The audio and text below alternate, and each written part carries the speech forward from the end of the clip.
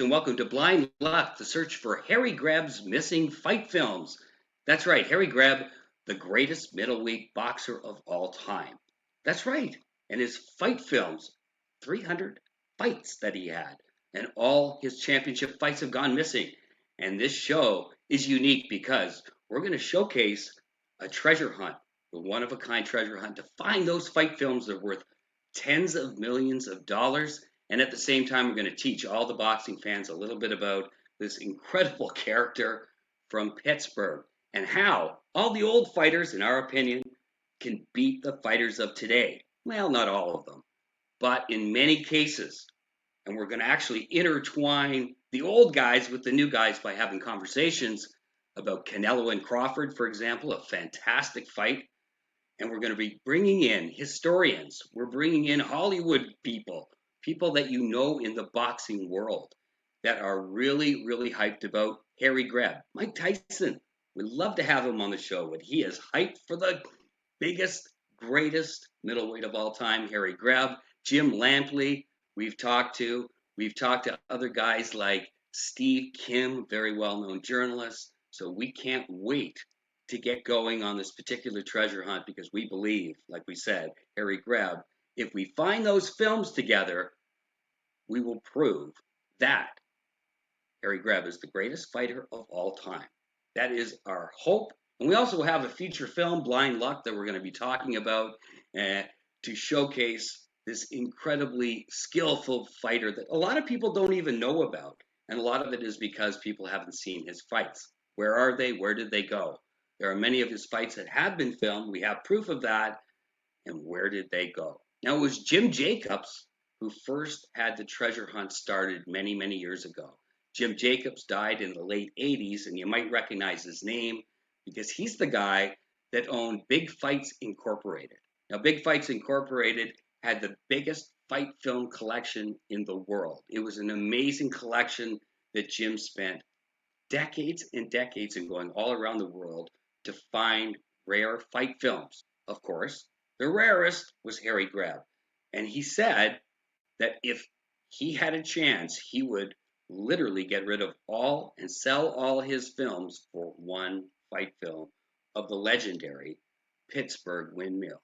So that is the backdrop of this particular series, and we'd love to have you on board. So like and subscribe as we get this treasure hunt going, because usually treasure hunts have 4, 5, 6 people looking for the treasure. We want millions and millions of people to be on board this particular treasure hunt, and you can. So get on board with us, like and subscribe, because again, this show in particular is going to be very exciting because we have a Canadian boxing legend that's going to talk about a really cool event that's happening here in the Bay of Quinte area on Friday night. So without further ado, let's bring in Dillon Carmen, former heavyweight champion of Canada. Dillon Carmen, welcome to the show, my friend. Hey, how's it going, Scott? What's going on? Hey, lots of things going on in the boxing world, especially here in the Bay of Quinte area. Really glad to have you on the show, Dillon. I really appreciate it. And yeah, Thanks, man. Thanks for having me. Friday night fights at the Belleville Curling Club, which is 245 Bridge Street West in Belleville. Tell us a little bit about this event. It sounds really exciting.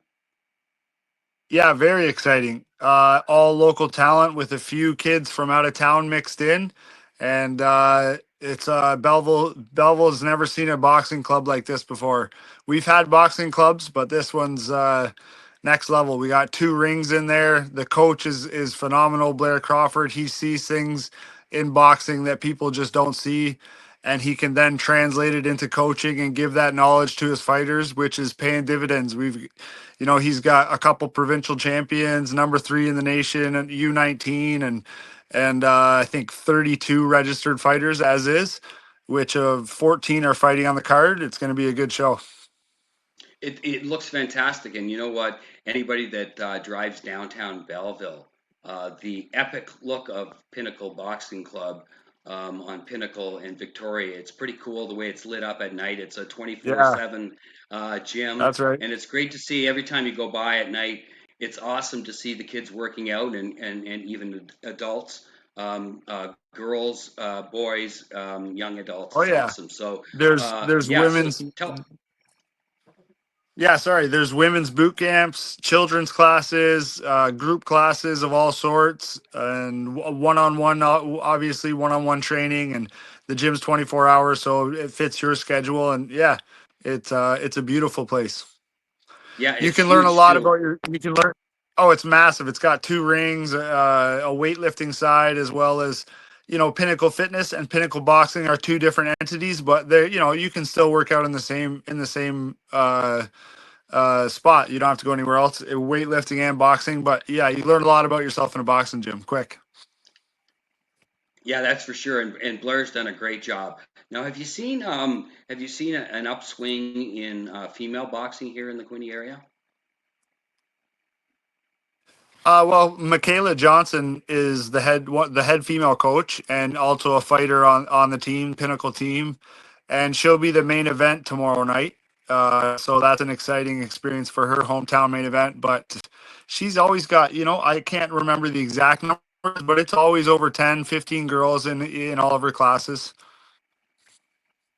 That's awesome. That's great to hear. So let's get a little bit Yeah. more detail about Friday night fights. Love that. Love to hear Friday night fights from the Bay of Quinte. It's at the curling club, as we mentioned. Tickets at the door. That's There are VIP seats available, apparently, still. A few, I guess. Yeah, tickets available. Go ahead and go down to Shoeless Joe's there in Belleville, or head to Pinnacle Boxing, and they got tickets available for everybody. Yep, Great. they are running And out. the I think we've sold the capacity. If I can remember numbers correctly, the capacity about 500, and we're getting close to that number. I know for sure as of last week we sold over 300. So fantastic. Well, that's the whole yeah, thing is you want a good walk up crowd, and doors for anybody that's watching. Doors are open at 6 o'clock, and the boxing starts at 7. How many bouts? I believe there's 15 in total. Cool, cool. So let's Yeah, just get a little. only three. No, go ahead. Go ahead. No, what I was I was gonna saying get people that are watching updated. Sorry about the delay here, Dylan. I wanted people that are watching to get updated a little bit about your career before we move on. You were the heavyweight champion of Canada, and it put a lot of shone a lot of light here of boxing here in the Bay of Quinte area. Tell us a little bit about your career and how you got into the sport. Well, boxing kind of had a called me to the gym, and I started out quick. I was two-time Texas state champ way back in the day, and turned professional in 2010. Had again a quick career. I was the second youngest Canadian heavyweight in boxing history by way of fights. I only had 7 fights when I won the Canadian heavyweight title. Um, Wow. and boxing has always just come to me. I love the sport. Like I said earlier, you can learn a lot about yourself in a boxing gym, which I did. It built me into a strong man that I am today. That's awesome. And from a small town, are you from Madoc or Belleville? Tell us a little bit where you're from. Oh yeah, yeah. From Madoc, Ontario, born and raised in Madoc, and then I moved to the States when I was about 14 years old. But yeah, I lived in Madoc my whole life. It's a beautiful little community, and again, I would owe a lot of who I am to those streets. Nice, nice. Okay, so let's move on to the most talked about boxing match of the year, possibly of the last several years for sure. Two first ballot Hall of Famers, Canelo Alvarez versus Bud Crawford for the 168, one of the belts that Canelo owns. What do you think of this particular matchup? By the time, just so you know, by the time people watch this, the fight might be over, and in that case, your predictions. You're going to either look like a genius or you're going to look like, you know. So what do you think?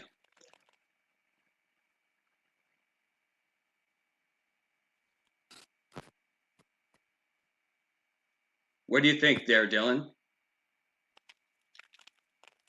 I can't hear your voice sounds like a robot. I can't hear anything you're saying.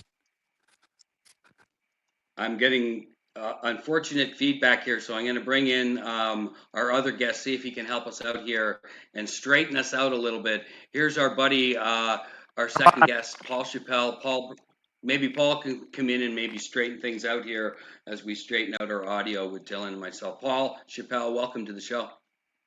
Thanks, Scott. It's really great to be here. I'm quite excited, to be honest. Dillon, I hope you can hear me. Dillon, it's been great meeting you at, Dillon's gone. Great meeting you at work, where we both work, and getting to know about your story coming up. I certainly watched your fights as you were coming up. I can recall when you won the Canadian Championship heavyweight division. It was amazing. Without the amateur pedigree that many fighters bring into the sport, like just the way you handled yourself in the ring. And I have to tell you, I just want to mention, and hope you don't mind, Scott, off topic. Watching Dillon fight Donovan Ruddock, Razor Ruddock, I have to admit I was worried for Big Country because of the pedigree that Donovan Razor Ruddock. He was on a tear, on a comeback tear. He had won 3 fights in a row on his comeback route. And he got into the ring with Dillon and used that sneaky uppercut, left-hand smash, and caught Dillon. Dillon told me it really woke him up. And he said, I don't want to get hit by that again. And then we all know what happened, that Dillon took over that fight and ended Donovan's comeback career. And I want to point out a little statistic, because I looked this up. Razor Ruddock was knocked out 4 times in his career by 3 different men. The man prior to Dillon was Tommy Morrison. And before that was Lennox Lewis. And before that, Donovan was knocked out 2 times by Mike Tyson. And Dillon knocked him out and finished his career. He never fought again. So I think that's pretty neat, and I just wanted to point that out. I like that kind of a statistic and that kind of a story. It's a backstory, but nevertheless, without a huge amateur pedigree. I appreciate that, Paul. You did that, and nobody can take that away from you. So I'm very excited to be here, as you can tell. So we're going to talk about the big fight. I appreciate that, Paul. Oh, you're very welcome. Well deserved. Like I said, my heart was just right in my throat when I saw what he was doing with that left hand. We knew it was dangerous. A fighter never loses their power. They say that you can be almost any age and the power is all there. And as we know, at heavyweight, a knockout is just a misstep away for anyone. Yeah. Yep, definitely. Yeah. But sure, Paul, no. I'd like to just I had a really good amateur career. I was 2-time Texas State champion, number 3 in America, number 1 in Ontario, and number 2 in Canada in my amateur career. Yeah, so that was quite a few fights that I wasn't aware. And number 7 in the world at one time. That's amazing. Wow. That is amazing. Because what I do remember, Dillon, is you telling me that you sort of slid into boxing when it was apparent that in your semi-pro or your hockey career, which you were pursuing in Texas, that you could actually handle yourself in the hockey game with your hands, and that was noted. Am I right about that? Oh yeah, I could throw some dukes. It don't matter where I'm fighting, I can fight. Right. So that was your start into your amateur training, your career, when hockey was well underway, right? So, yeah, I'm contrasting. We did some dryland training with a boxing club, and I really I took to the sport. I really took to the sport quickly. Right. I did have, I think it was 80. I had 80 fights or 86 fights amateur. Amazing. Wow. Amazing. Or sorry, 86. Sorry, 86 wins. 86 wins. Sorry, 22 losses. Wow. That is a pedigree I wasn't aware of. That's a good. Tell us about that. That's great. That's Yeah, I had 60 some fights in Texas, 68, I think, to be correct. And 20 or 42 or something like that. It was 23 losses. They bugged me. yeah. Well, I'm sure Well, listen, I Donovan. mean, I was just going to say, I'm sure when we're Donovan when Richard feels the same way, Dylan. It bugs him that you took him out the way you did. He probably don't even remember. yeah. So speaking of amateur pedigree, I don't think there was and the big fight on the weekend, Canelo versus Crawford. Canelo didn't have an amateur career or much of one. That's why he has probably 60 fights as a No. pro. He really Yeah, I turned started pro at 15 years old. turned at 15 years old, right? And Crawford, of course, was a really well-known, practically international amateur. I don't know how many amateur fights he had, but he was a very well known amateur. But boy, Yep. let's go, Paul, because Paul is such a fan, but also he breaks down fights really well. Paul, tell us a little bit about what you think is going to happen in the fight and the qualities of Canelo and Crawford. Well, okay, Scott, this fight is bringing back memories for me of one of the greats in history. So 1987, you and I were both there watching the closed circuit as it was at the time, the Marvin Hagler Sugar Ray Leonard fight, and in 1987, that was a controversial split decision that went in favor of the challenger. So that was that slick boxer in Sugar Ray Leonard. I see Terrence Bud Crawford as that slick boxer, able to adapt. He switches left and right. They say his power is the same, doesn't matter which stance. We see him figure out fighters, but it seems like fighters are continuously trying to figure him out. So we all know that Canelo starts out usually slow and takes at least 4 rounds before he starts wicking it up, because by 4 to 5 rounds, he has his opponent figured out. I don't know if he's going to figure out Crawford in 4 or 5 or 6 rounds, but we do see the clash in styles. Like Canelo is more the Marvin Hagler, the pure puncher, the heavy puncher. There is knockout power there. It's a split second away. We've seen him do it with body shots. We've seen him do it with headshots. We've seen him overwhelm fighters.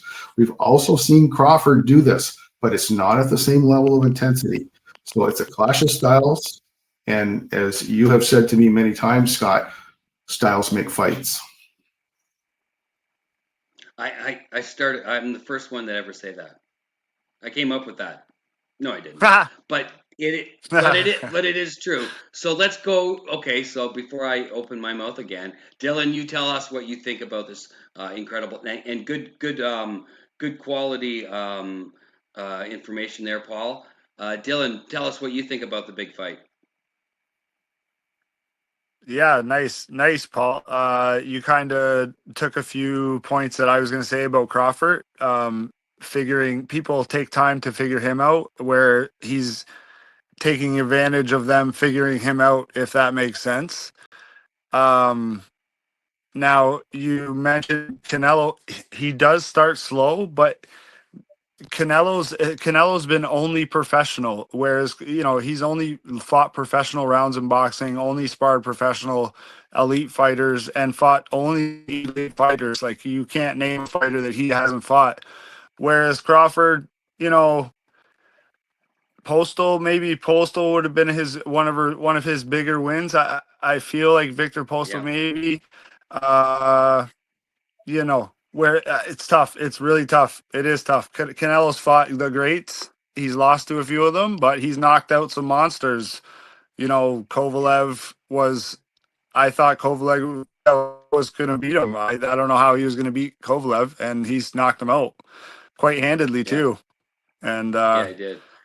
yeah, it's gonna be an exciting fight. I cannot wait to watch that one. Well, the thing is about this fight is we always have said that both of them are first ballot Hall of Famers. It might be a fight where Yeah, they're a little bit long in the tooth, both of them, but they're equally, I think, long in the tooth. So that makes it a 50-50 fight. We like to on the show. We like to compare it to other older fighters. Are they as good as the older guys? I think both fighters could compete in any era. I don't think that they'd be top.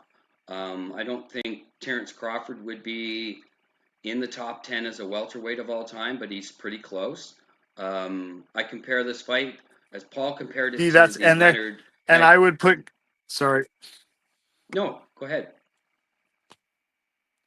I would put. It's tough because I would put Canelo top 10 welterweight of all time, whereas I wouldn't put Bud Crawford top 10 of all time. That's kind of where I sit as far as who's going to win the fight or who Well, I has the think better what you've potential done to win the fight. right, I think what you're doing is it's part of it, and I don't want to put words in your mouth, but it sounds to me like you've got the same idea that I have. Is that Canelo has fought more Hall of Famers. When it really comes down to greatness, how many Hall of Famers has Crawford fought? He's a great fighter, and yeah, Victor Postal, it was a great competitor at 140, and it was a good fight. He was undefeated at the time, and it was a good win. But I don't think Victor Postal is going to be in the Hall of Fame. Neither will Sean Porter, and neither will the guy from Texas that he beat, Spence? Spence.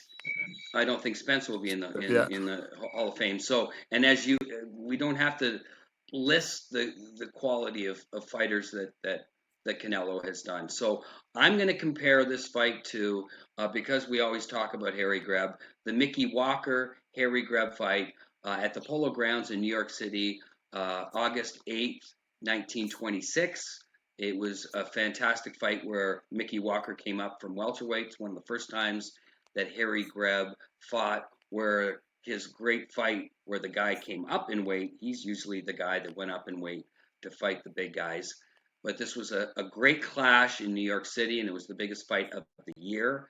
And of course, Harry Greb convincingly won, and he did it blind in one eye. It's an incredible story that we continue to try to push and then try to compare it to great fights like we have with Crawford and Canelo. My view on the fight, I think they're both great. They're both first to ballot Hall of Famers.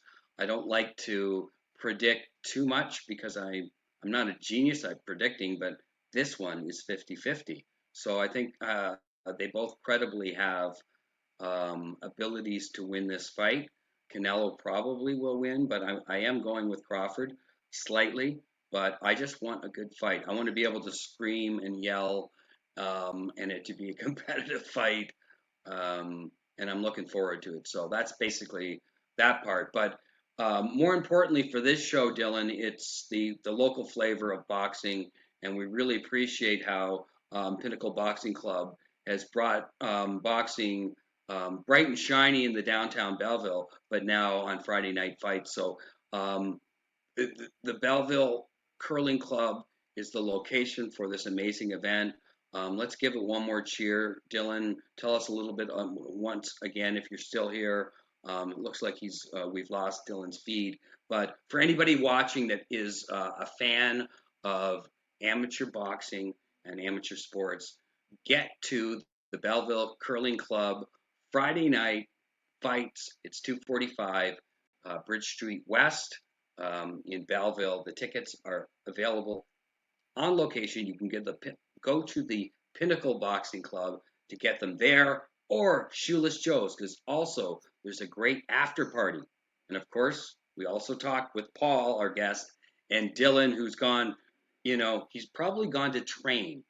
I'm assuming after he heard us talk, he's going, holy, I think there's a guy in the Bay of Quinte named Paul who knows a lot about boxing that might be able to kick my butt, because he's not like Dillon is a great boxing guy, but he hasn't trained in a while.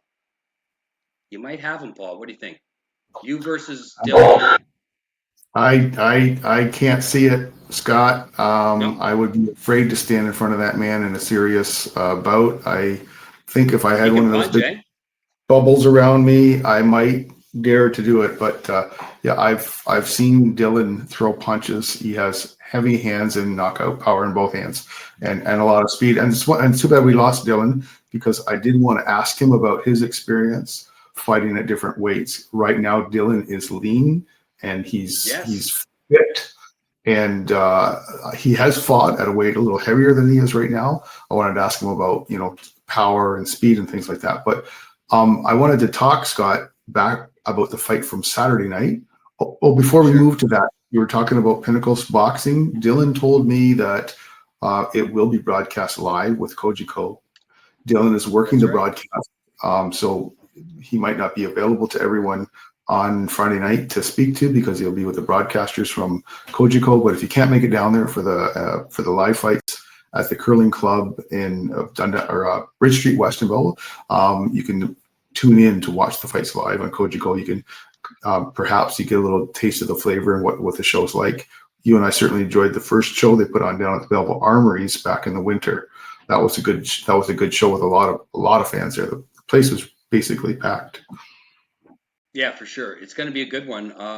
They said, as Dillon was mentioning, their capacity of 500, and we're hoping to pack that joint, because they want to be doing this a lot. In fact, their promotion says they, he and Blair Crawford really want to push the envelope when it comes to some of their great amateurs that they have in their stable. So it's exciting. Like you said, it's kind of neat to see them. When you're driving downtown Belleville and you see it all lit up and the people working out there, it always makes me smile. So, listen, Paul, I want to thank you for being on the show, and I appreciate all your words of wisdom when it comes to Crawford and Canelo. It should be a great one. I can't wait to watch it. You and I are going to, of course, get together for that. And where do you put these guys? I know that you love the sport of boxing. Where would you put these guys in the top 10 in the last 40, 50 years? Like in the years that you've watched the sport? In the years that I've watched the sport, I have to admit I've watched Canelo become the fighter that I didn't think he would become. He was somebody who just kept getting better and better. Fought future Hall of Famers, won. Canelo has actually never been knocked down. There's a controversial fight. There's footage of him where the rope seemed to be holding him up early in his career when he fought a very skilled Floyd Mayweather and was still learning his craft, I would say. But he's officially never been down, and neither has Bud Crawford. Actually never had an official knockdown. He's taken a knee, but it was ruled a slip. So both of them have a lot on the line. Where do I put those two in all-time greats? I put Canelo in the top 10 in his division. Now he's a 2-division champ. Am I right about that? Yeah. And Canelo has, at his size, been able to move up, and as Dillon said, handle the punching power of a tall, skilled, seasoned light heavyweight in Kovalev. He's handled the power of Dmitry Bivol and not been hurt, not been knocked down. So I'm going to say, Scott, after Saturday night's fight, it's going to determine which one rises to the top. If Bud Crawford actually has a win, a dominant win, he's going to go up a few places in my books. I think he gets into the top 10 if he does. If Canelo does, he just stays where he is. So I don't have a favorite horse in this fight. Be honest with you, I would love to see the outcome. I think there's so many intangibles in this. Both men are supremely confident in their ability. If you watch them being interviewed, both of them are very calm and confident in their ability. Neither fighter seems to have any fear in him. No concerns about their performance. If there is, they don't show it. Bud is a supremely confident fighter. I'm amazed at his confidence because he's going in front of firepower. We'll see what happens if he can parry those punches like he does with the lighter hitting fighters that he's done many, many times. If he can take the punches like he does, because Bud has taken punches, but we know the iron chin of Canelo. So Do I put Canelo in the top 10? Yeah, I do. I put him in the top 10, but I put him down between 10 and 20. So we have to. It's hard to do history, like you said, Scott, without film. So we can only go back so far, right? In the era. So my knowledge of boxing goes back to only around 1980, thereabouts, and on up. So you've got the knowledge from all the research you do from the historical boxing. That's not my forte. So I'm looking from 1980 up. I easily put Canelo in the top 10. For sure. Yeah, I think he deserves it, and I guess it all depends on what happens on Saturday night. But regardless, he's a first ballot Hall of Famer, no question about that. As is Bud Crawford. And let's wrap up the show. And it's great to see Dillon Carmen back on the show. Sorry that you popped out there. I think you went training because you saw that Paul Chappelle is in such pristine condition that you You had should see him. to You just should do a see little him. bit of He's jacked. training. I understand. Paul's Absolutely. jacked. I hope to be in half as good a shape when So I get up there with the boys. nice, Thanks, Dylan. nice. I appreciate that. That's high praise. Thanks I very don't much, feel Scott both and of you, I. for being on the show. Thanks very much That's for taking the time out. And we will see you next time, guys. And we'll see you guys at the amateur fights, and then of course Canelo and Crawford. We're going to get together for that as well. So Dylan, good luck with doing the broadcast. It should be fun watching you. We won't moon you from any distance in the background. We promise not to. Thank you very much for being on the show. Thanks, Hey, no Scott. problem. I'm really excited, actually. This is my first deal commentating at the show, Belleville Curling Club, on Friday night. It's going to be an awesome one. That's fantastic. Have a Oh, and it's great time. live on Thanks again, Kojiko as Paul. well. It's going to be live on. Oh, That's right. It's like yeah, it's going to be it's live on for Kojiko. anybody Sorry that. about this sound thing, guys. I'm really. No worries at all. No worries at all. We'll get back at you when we're at with you live, my friend. Have a good night, boys. Look out. Have a good night. Cheers. All right, there you have it. Two huge boxing fans, Paul Chappelle, and of course, the one and only, the big country, Dillon Carmen, former heavyweight champ. And remember, like we said, an amazing amateur card at the Curling Club. Friday night fights. It's going to be on Kojiko as well. And Dillon Carmen making his debut after this show, of course. He is going to be amazing because he knows so much about the sport and so excited. And Blair Crawford doing a great job at the Pinnacle Boxing Club. So make sure you stay tuned and like and subscribe because we are going to find Harry Greb's missing films eventually with your help. This is a treasure hunt. It's true, and you have to find Harry Greb's missing films. So make sure you watch, like, and subscribe, and we'll see you next time on the show.